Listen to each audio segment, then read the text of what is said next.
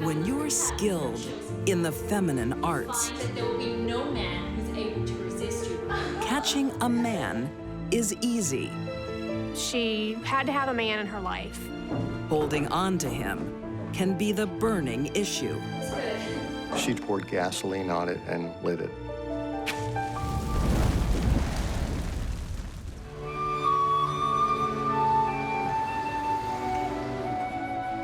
Cincinnati in 1958.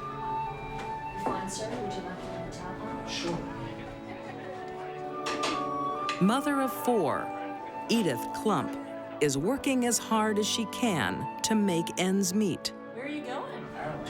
Wow. Very fun. In addition to being waitress, she was very busy doing childcare in her home, teaching adult sewing classes at one of the local high schools. But it's not her diligent ways Edith is best known for. Hey, who's this, gentleman? It's her scandalous life. Nice to meet you, Bill. By 40, she's divorced twice and indulges in several affairs. Black for me. No cream? No cream. Highly immoral behavior for the times. Of course not. You're sweet enough as you are. I'll be back in just a second. Just anywhere to be divorced, in that time was kind of frowned upon, but in Cincinnati, I think it was even more so. Here you go. So tell me, Bill, what do you do? A pilot. As well. Edith liked men. Wow. She liked to marry them.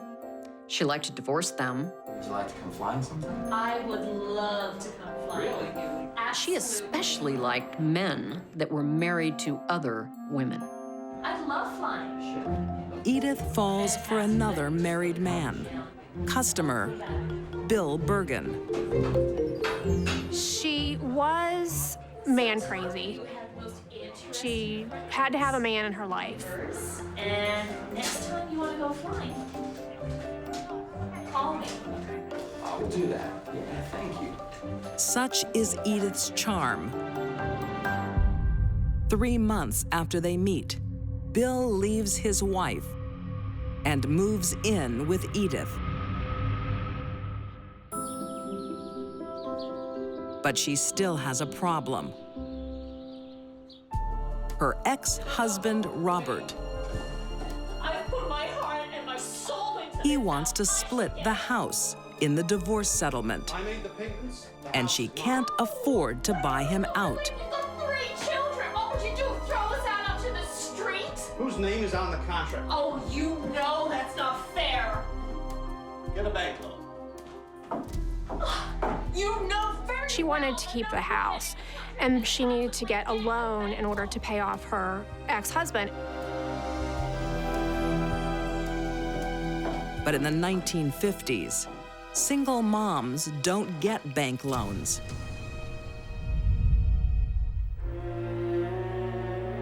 Edith convinces her lover, Bill, to pretend to be her husband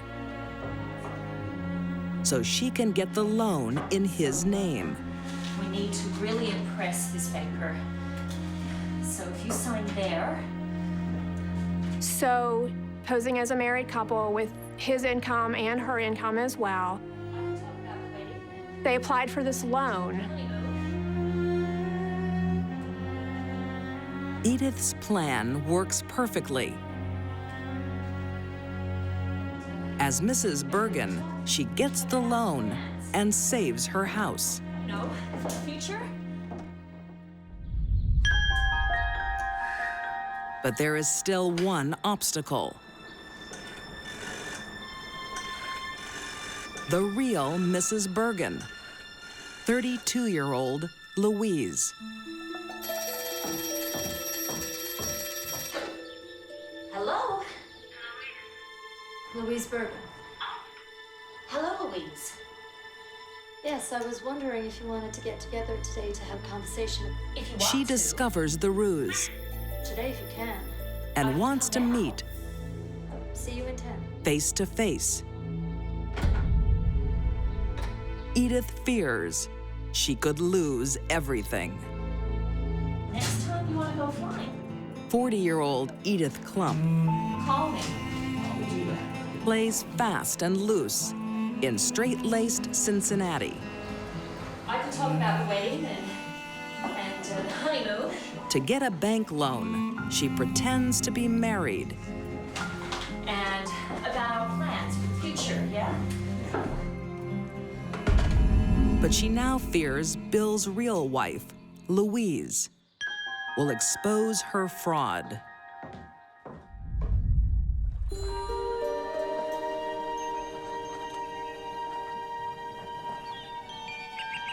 October 30th, 1958.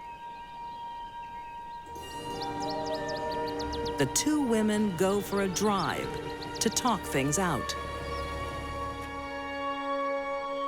They end up at an isolated park. But Edith isn't in the mood for a chat. I don't know what to say either, because... What are you doing? Edith, please. You don't take a gun when you're going to just talk to someone unless you want the gun to do the talking. Edith, please. Please. The gun went off right underneath Louise's neck. Love triangles can be very dangerous for any of the three parties. In this case, it was dangerous for the most innocent party, Louise.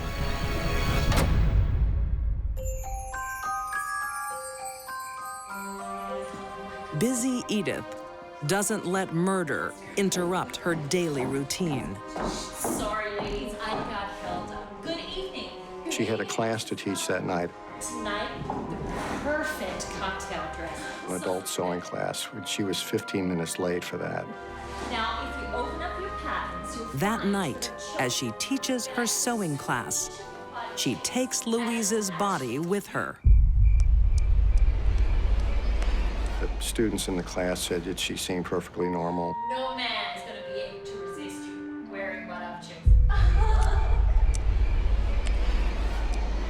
The fact that Edith could kill Louise, put her body in the trunk, and then go teach how to make a perfect slip stitch tells me that Edith was a cold-blooded murderer. It didn't bother her a bit.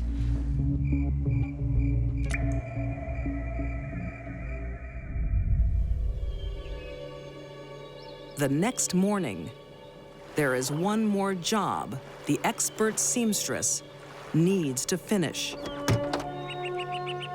Body disposal. She drove up to Lake Cowan, found a secluded place by the side of the road, dragged the body out of the car. Then she put gasoline all over it. And lit it.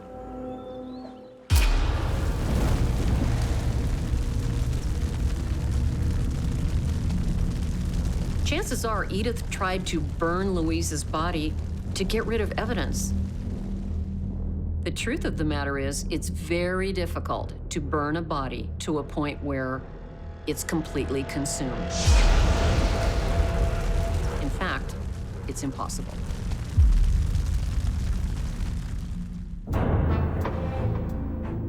The charred remains are found the next day. They match the description of Louise, who has been reported missing by her family. They also tell police about Bill's relationship with Edith. The lovers are interrogated. He passed a lie detector test, so they started talking to her. And when they brought her in and gave her a lie detector test, they said that the results of the test indicated that she knew something about the killing of Louise Birkin. Confronted with the lie detector results, Edith breaks down and confesses, but says it was self-defense. No one believes her story. she stands trial for first-degree murder. The trial of Edith Klump was really the spectacle of the summer of 1959 in Cincinnati.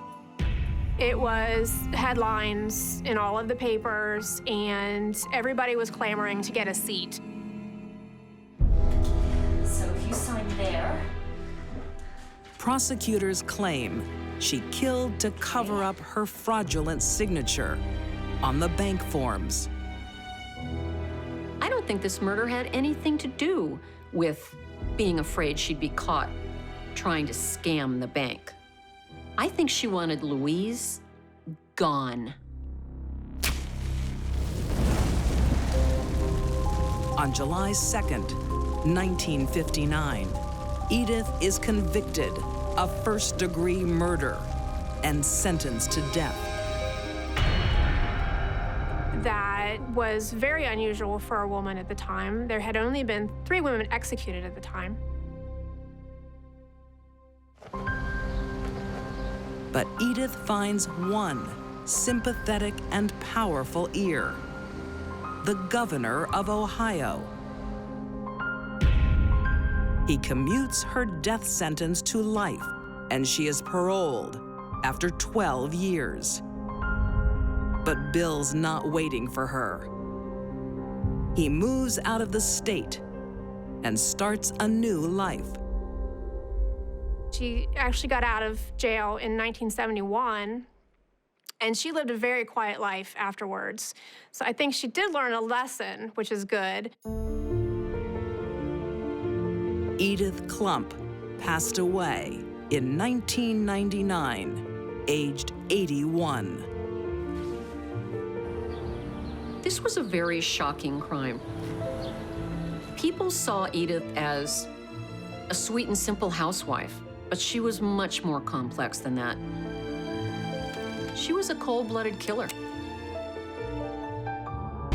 One more aim. It's unfair to ask a child to get involved in adult business How had she progressed to getting her children to do such terrible things? or to take sides. Hilma Marie used her own children to perform these acts of homicide that she wanted done.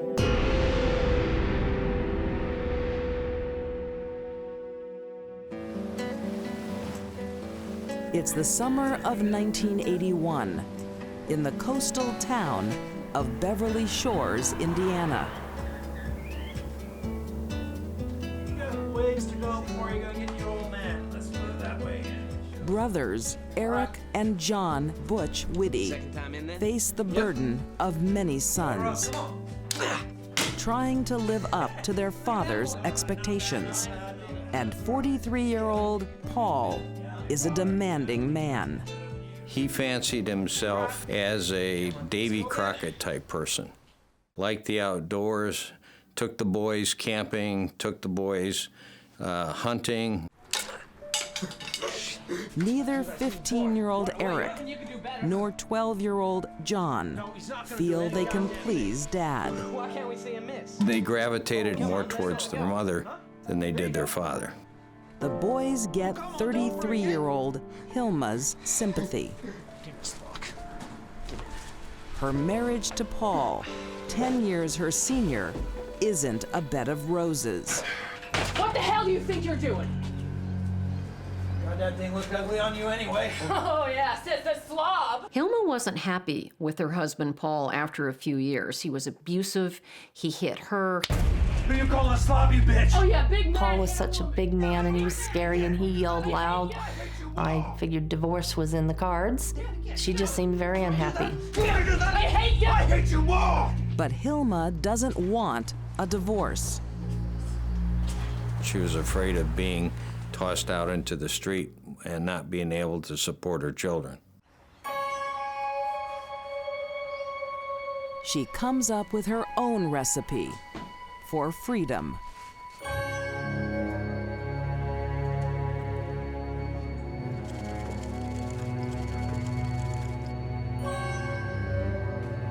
But she didn't know what she was doing.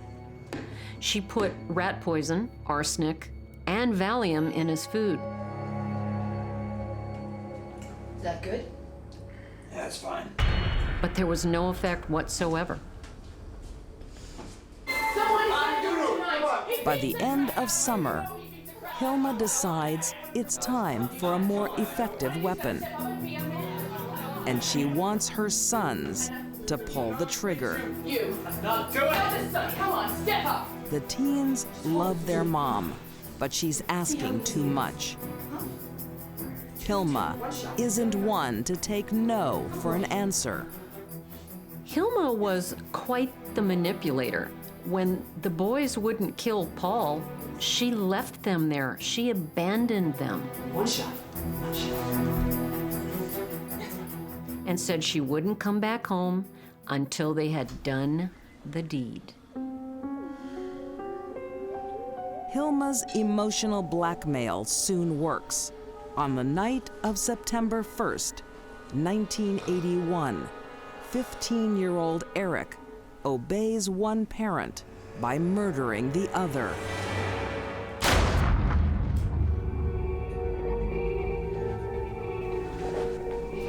One shot to the head.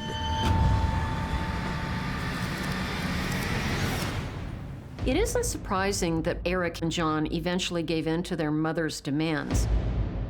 They were dependent on her for emotional support and financial support. And they were very young. They had nowhere to go. I opened the newspaper and it said Beverly Shores man, age 44, shot dead. And I just knew it was him before I even read the article. Hilma's half-sister, Regina Jordan, always thought something bad could happen, but not this. But it turns out the fatal shooting is deemed an accident. It said that Eric had found a gun and he was going to go and ask his father about the gun and tripped over something and the gun discharged. Dad? Dad? Help! Help! Having been in their home and seen the disaster, the clutter that was there, it was easy to believe that he had actually done as the paper said. Getting away with murder means moving up in the world. In Trail Creek, Indiana, the victim's own stepmother, 74-year-old Elaine Whitty, takes the family under her wing. Elaine actually treated Hilma as the daughter she never had. Butch and Eric, they felt initially Elaine was just like a mother to them. But getting a good home isn't enough for Hilma. She wants more. After a period of time, it appeared that Hilma Marie was taking money out of Elaine's bank accounts. There is something wrong here. Well, maybe you forgot what you spent. We believe Elaine became suspicious of that. And as a result, the relationship between Hilma Marie and Elaine became pretty strained. And I'm going to get to the bottom of She asks her daughter-in-law to leave. Standing up to Hilma is a dangerous thing to do. The most important person in Hilma's life was Hilma. And what Hilma wanted, she got. The summer of 1984, Hilma Whitty and her sons, Eric and John, have not only got away with murdering their father, Paul, they get rewarded. Hilma's mother-in-law, Elaine, takes pity on the family and invites them to live with her in Trail Creek, Indiana. I just love having you here. But Hilma is stealing Elaine's money, and she's been caught. Elaine has told them to leave, but Hilma has another idea. Once again, she calls on a son to do her dirty work, 14-year-old John, nicknamed Butch. Hilma was motivated out of greed. If she couldn't get it herself, she'd get somebody else to do it for her. Hilma Marie had told Butch that Elaine was going to kick him out of the house, that she was going to go to the police and turn him in. When his mother told him about killing Elaine, he was very negative about doing that. John is fond of his grandma. He has to decide if Mother knows best. He spent the night in his basement smoking marijuana as well as drinking vodka. Hilma was quite the manipulator. John liked his grandmother, maybe even loved her. It was Mom that wanted her dead.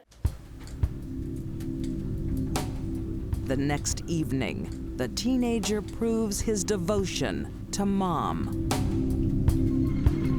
As the elderly Elaine sleeps, John musters the courage.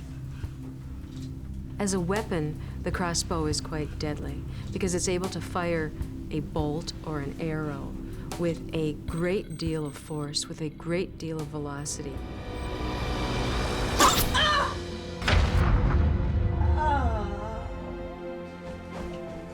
She would probably be pinned in the bed because the arrow would be embedded in the bed clothing. This would have caused a slow, agonizing death.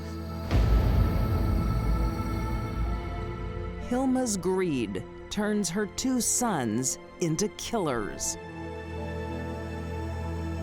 Hilma killed her husband because she didn't want to lose any stuff in a divorce. Killed her mother-in-law to get the Social Security checks. Hilma just didn't want to take care of herself. Her husband, Paul's death was ruled an accident. I'll get the head, Eric get the legs. But Hilma isn't taking any chances, trying to explain away the arrow. Rather than call the police and risk another investigation, Hilma had her own mother and her son help her dismember Grandma. They used everything they could think of to try to dispose of this body, to make them so unusual, so different that they didn't at all look like a human being. They've used a chisel to get through the joint spaces. They tried to put tissues down the garbage disposal, even a microwave, in order to shrink the tissues or to destroy them. They didn't know what a big job they'd undertaken. I think the fact that Hilma was able to get her son to kill his own grandmother and cut her up showed phenomenal manipulation on the part of Hilma. And if I were John, I'd have been pretty frightened of my mother. If she can do that to Grandma, what might she do to me? Elaine's friends are worried about her sudden disappearance and go to the police. When investigators start questioning the Whitty family, John cracks and names Hilma as the mastermind. The gory truth is revealed.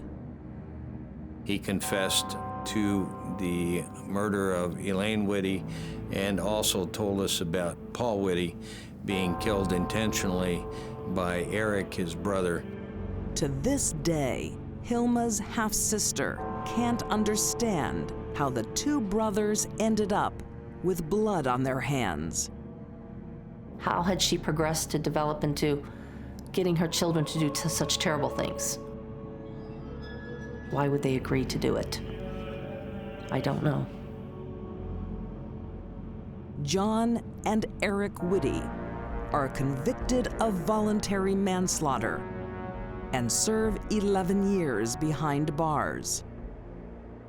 To me, the most shocking part of the crime was not just the fact of the killings, But the fact that Hilma Marie used her own children to perform these acts of homicide that she wanted done. Hilma Whitty is convicted of murder and conspiracy to commit murder. In 1986, she is sentenced to 90 years in prison. In the end, Hilma got what she deserved. She manipulated her own children into murdering for her, and they turned on her. Hilda will probably die in prison, which is exactly where she belongs. The quiet of the night is pierced with tragedy. The death of an infant girl. Believed to be a cot death. Amongst the sadness and confusion, Is he gonna be okay? The coincidences were astronomical. a mother must confront her greatest fear I'm afraid of what she'll do next. before it's too late. It must have been heartbreaking.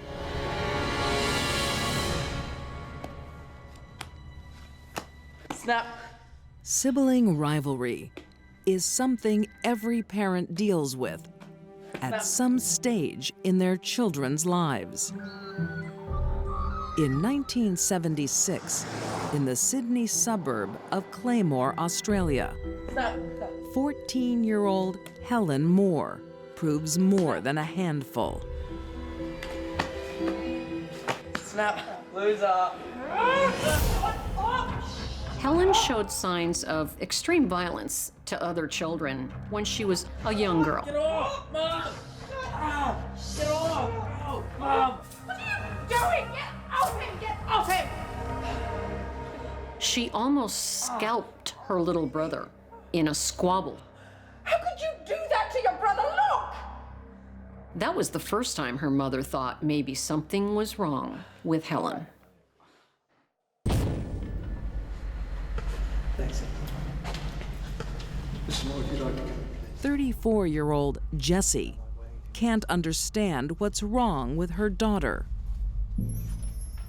Her mother was so concerned about her daughter that she took her for psychiatric assessment. Now, Mr. Moore, I spoke to Helen. I got her side of the story. And I have to tell you, sibling rivalry is a normal thing. She almost scalped him. Jessie is torn between love and fear of her only daughter.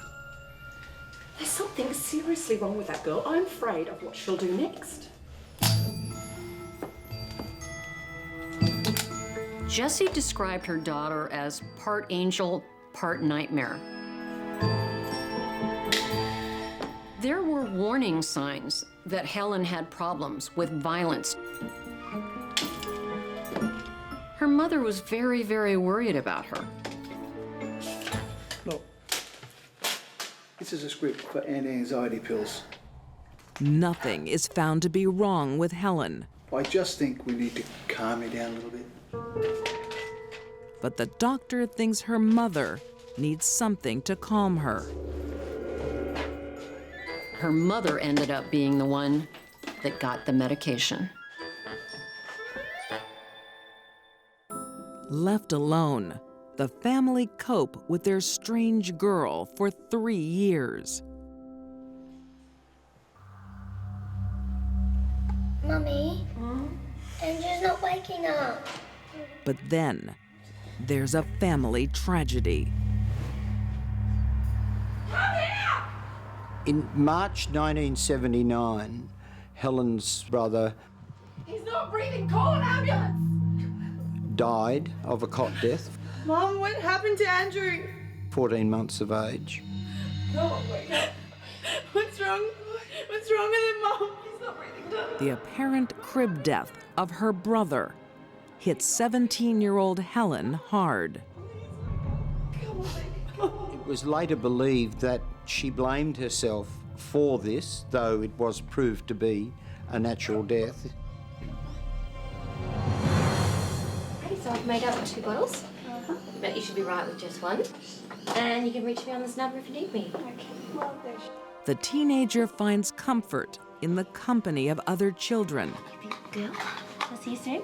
She starts offering to babysit for friends and family. Have fun. Thanks. Curiously, only a couple of months later, Helen went into the business of babysitting.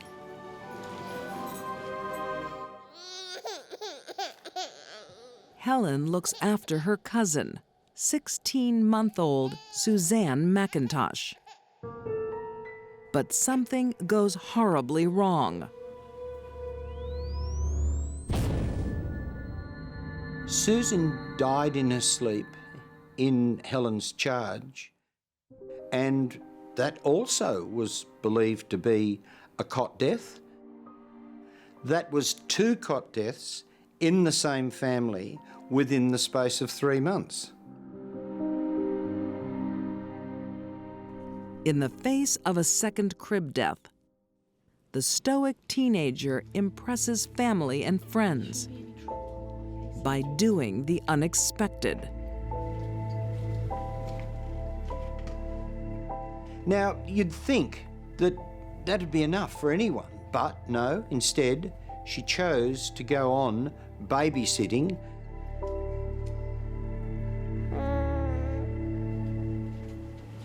Okay, bye. A year later, the teenager is settled into a normal routine. But tragedy is following Helen like a curse.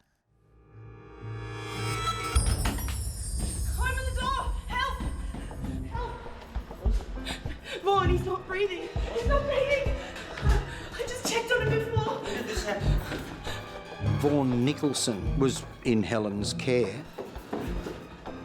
and mysteriously became ill, and she ran to the neighbours. Is he going to be all right? Boy was taken to hospital. Yeah, look, I think you'll be all right, Helen. Just call your mum and dad. Okay. All right, I'm going to take him to hospital. Okay. Although the child survives, Helen's babysitting business is over. But she still has her younger brother to look after.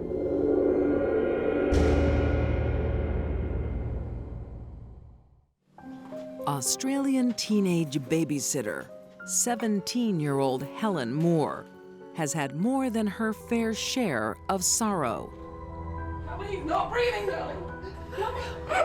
Losing her baby brother to crib death is just the beginning of a tragic curse.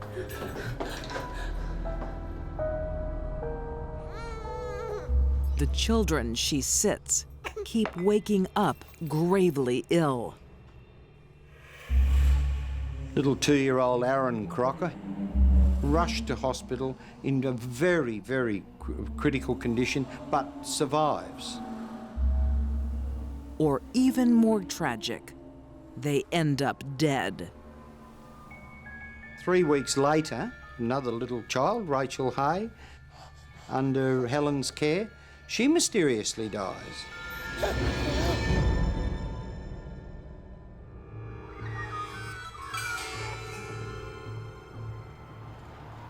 In the working-class neighborhood of Claymore, Sydney, 2 children have died and 2 have become seriously ill while under Helen's care.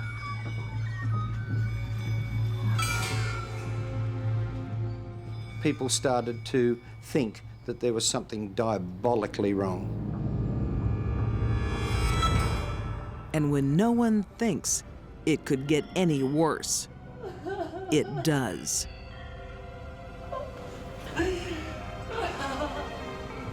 Her 7-year-old brother Peter was found dead in the home while it was just Helen and Peter inside the house. He had fallen down the stairs and died. For their mother, Jessie, a creeping awareness begins to transcend her unbearable grief. The penny finally dropped.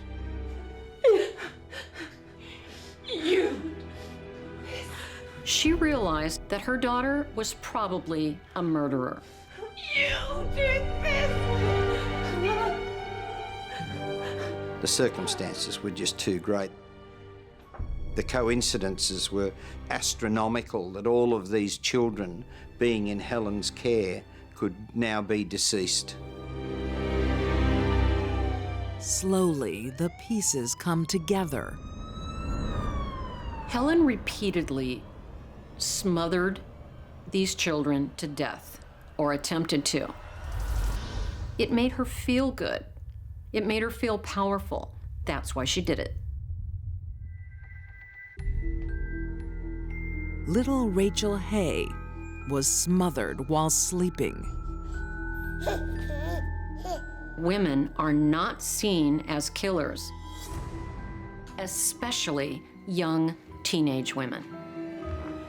Erin Crocker survives, but is left blind and disabled, and dies several years later. Helen got away with 3 murders and 2 attempted murders before anyone suspected anything. Vaughn Nicholson is lucky to survive unscathed.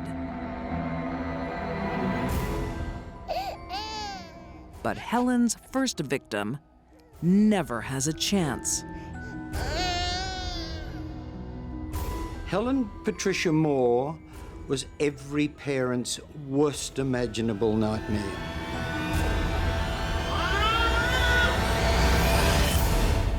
Suzanne McIntosh dies, not of crib death, but by Helen's hand. She enjoyed murdering children. Thank you. Goodbye. You be a good boy today. And in March 1980, when Helen's mother leaves her kids home alone, Bye. she loses everything.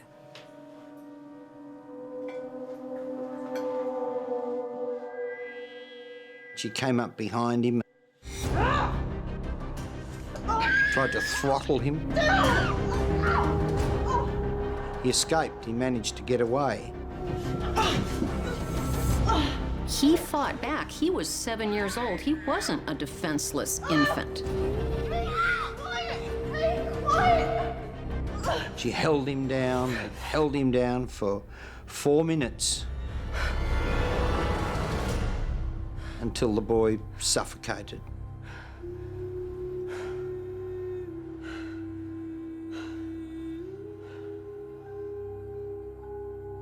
That's about as callous as you would ever find.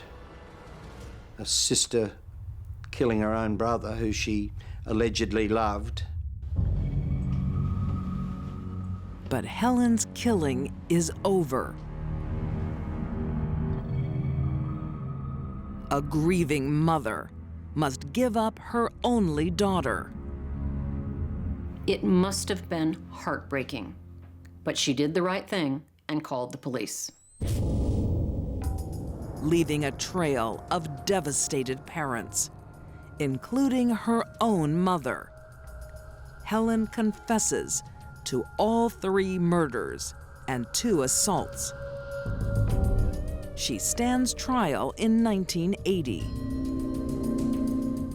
It took the jury just 2 hours to find her guilty. The judge sentenced her to 3 counts of life imprisonment for all of the murders and a further 10 years each for the 2 attempted murders.